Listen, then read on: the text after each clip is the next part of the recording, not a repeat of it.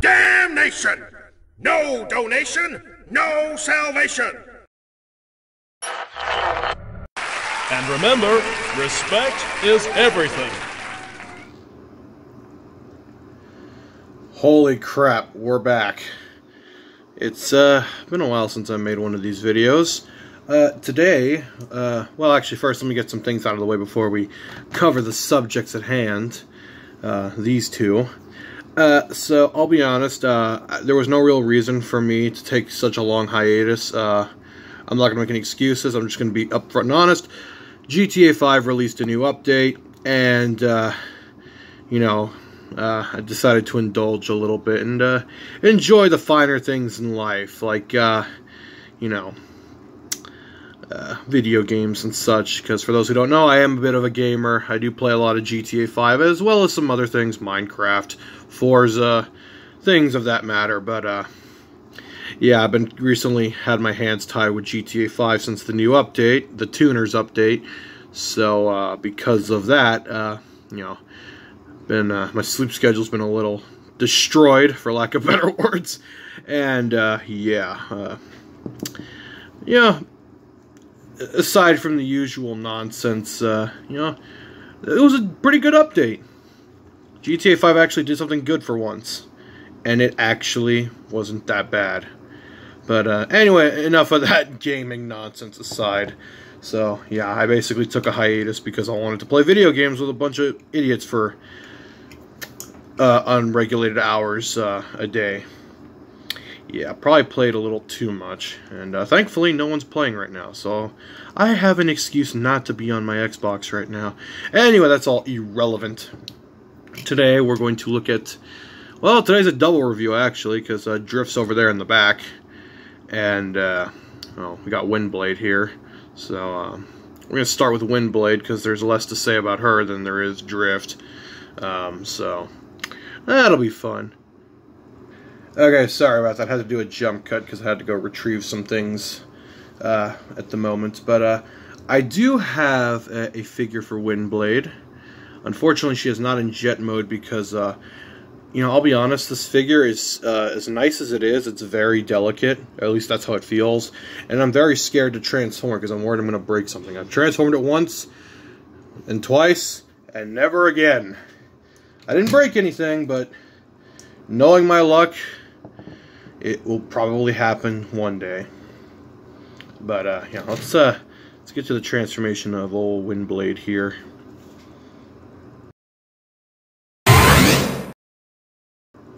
Okay, so here's Windblade's jet mode.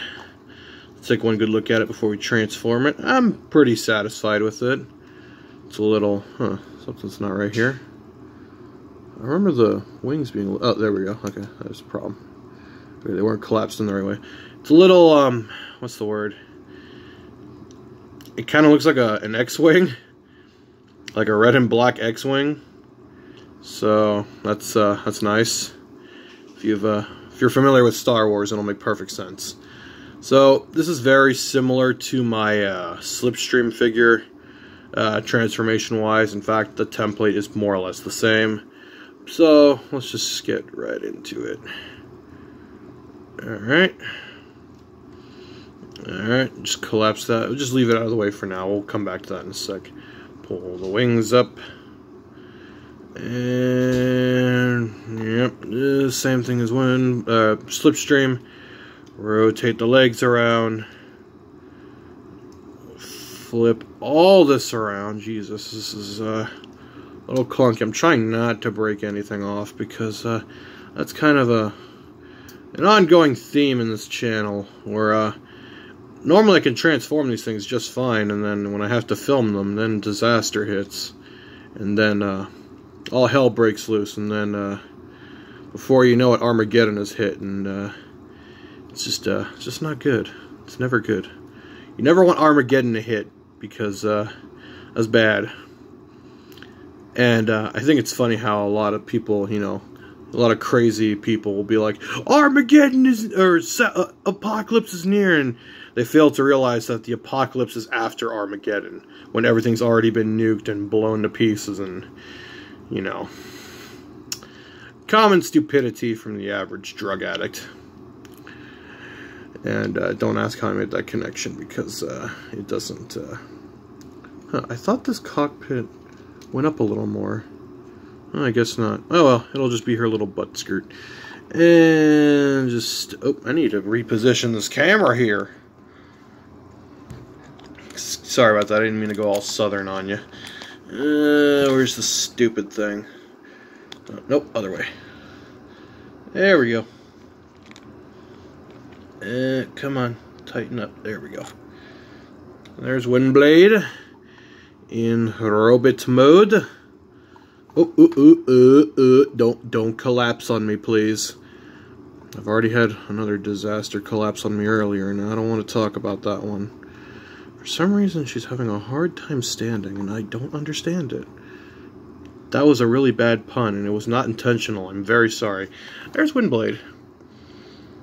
And, oh, I forgot to grab the weapons. Damn it. Hold on. I'm back, and so is her weapon. Okay, let's see. How the hell do we attach this? I haven't messed with one of these figures in so long. I forget how I even construct them. So, yeah. Also, just want to point this out ahead of time. I'm sure I've probably stated this at least 90 quadrillion times already in the course of this channel, but, if you've already noticed that my figures have slightly large heads, it's because, they're kind of, what's the word?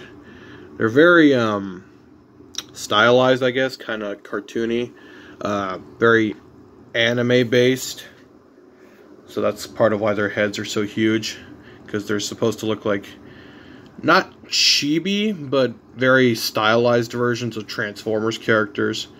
So there's her sword, and I realized it's the wrong color, but you know what? I can live with it. Anyway, here's the Generations version. So yes, it's very bigger. So there's that comparison. Wings are a little sharper, but aside from that, not much else is different. I didn't make the thighs red because I don't know, I kind of like the more stealthy look. So I mean, the red would have been overkill anyway. So let's just get her out of here, and she can fade to oblivion.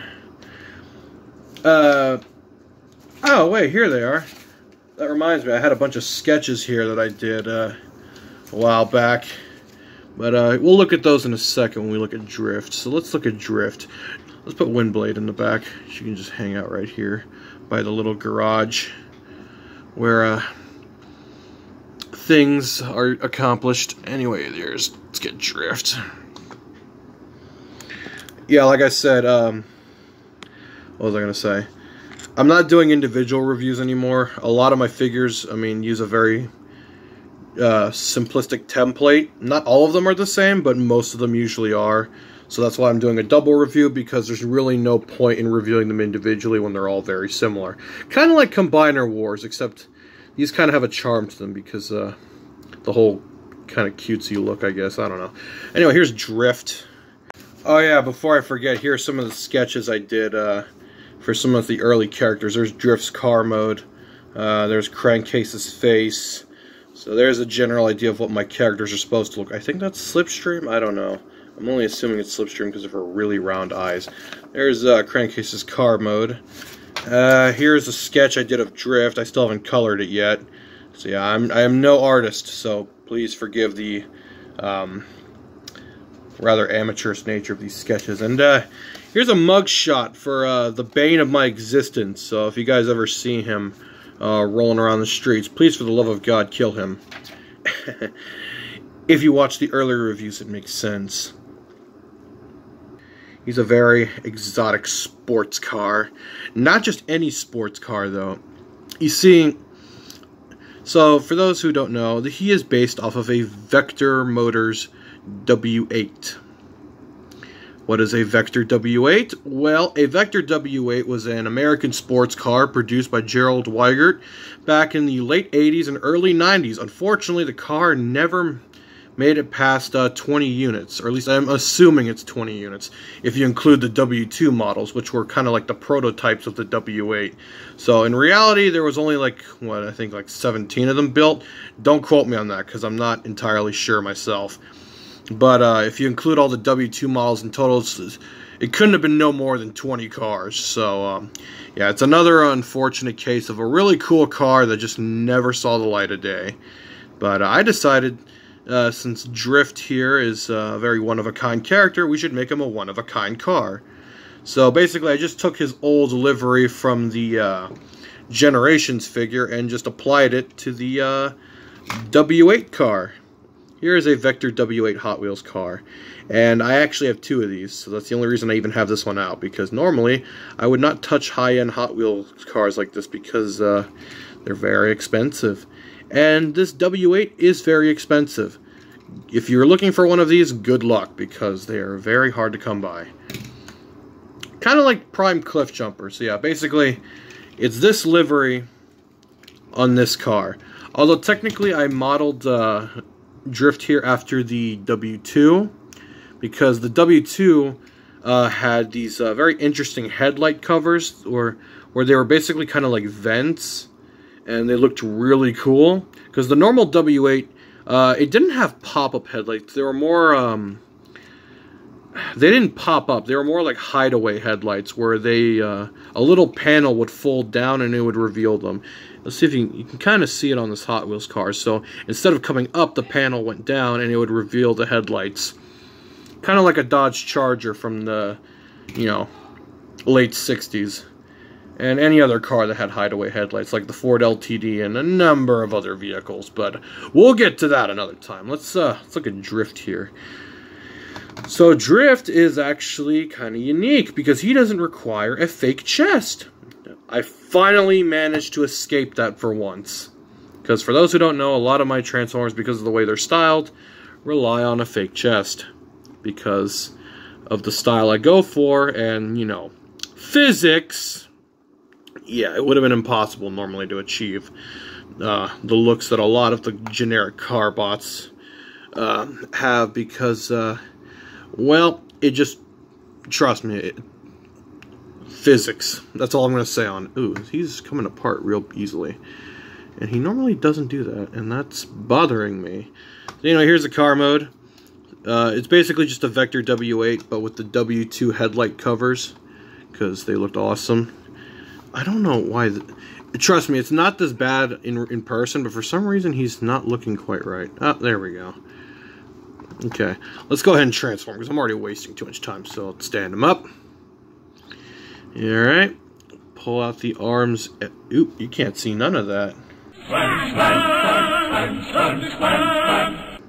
My apologies.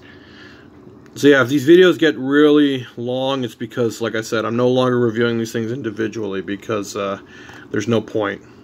They're all very similar to each other, and I don't want people getting bored, so, you know, it's, from a content perspective, you have to understand. I mean, if you like my style, great. I mean, all for it. It's nice. But, you know, if you want more original type content, you're going to have to try somebody else. Oh, almost forgot his little skirts here. Slide those out. And split his legs. Oh, look, a tab! That's a first. Yeah, so there is Drift. So yeah, I couldn't really recreate his little sheaths, so I kind of just made them into a little, I guess, skirt armor, if that makes any sense. He's missing stuff down here. Okay, sorry about that. His leg pieces fell off earlier in the box, so I'm just going to go ahead and put those back on. Because, yeah, I keep a lot of these figures in boxes because I don't have the shelf space necessary to display all these things. There's Drift in all his chibi glory. His shoulders should be a little more down. Also, before you ask why didn't I make Drift a Japanese car, well, you see, the figure itself is, it very resembles an R35 GTR by the Nissan Corporation, and I'll be honest, I am not a fan of the R35. I think they are overrated and and are just very over-glorified. I just don't care for them. I mean, and it's not because I'm an American car guy. I love JDM cars too. I just don't care for the R35. It's such an overrated car. Like, people over-glorify it like it's the god of the car world. And then a Mark IV Super rolls up, and then everybody shuts up. Oh, to be honest, the Mark IV Super's... Actually, I won't say anything negative about the Mark IV Super because they're watching me.